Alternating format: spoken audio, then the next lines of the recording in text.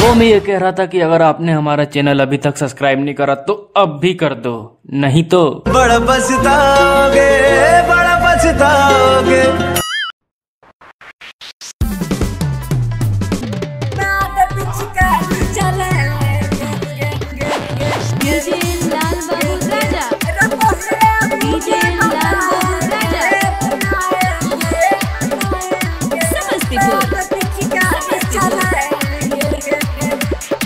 करा लो fancy hotel और मंगा लो बिस्की बोतल, रहना है सबको एक के साथ। इधर उधर ना जाना रे, करना नहीं बहाना रे, कान खोल के सुन ले सारी बात, भाई कंट्रोल नहीं होता है। बुक करा लो फैंसी होटल और मंगा लो बिस्की बोतल, रहना है सबको एक के साथ।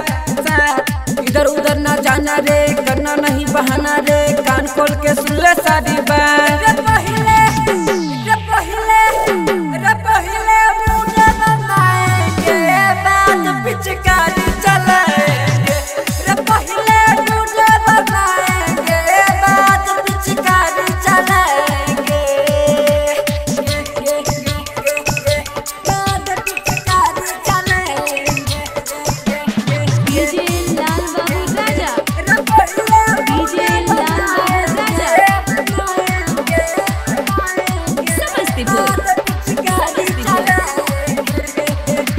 रंगवा को भर भर के, रंगवा को भर भर गुब्बारा फुलाएंगे, साली पतर की तो साली पतर की चोली पचटकाएंगे।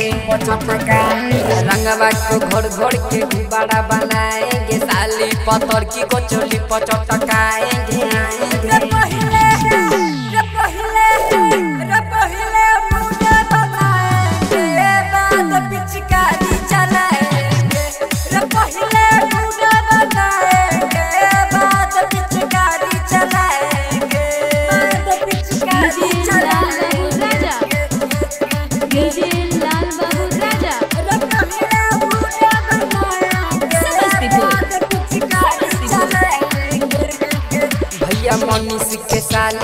मनीष के साली रंगवा लगाएंगे, राम नीतीश को मजा दिलाएंगे।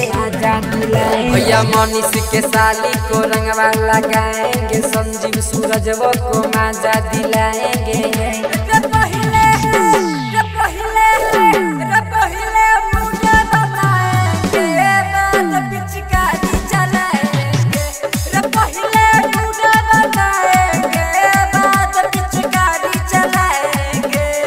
Presented by N Kumar Gupta।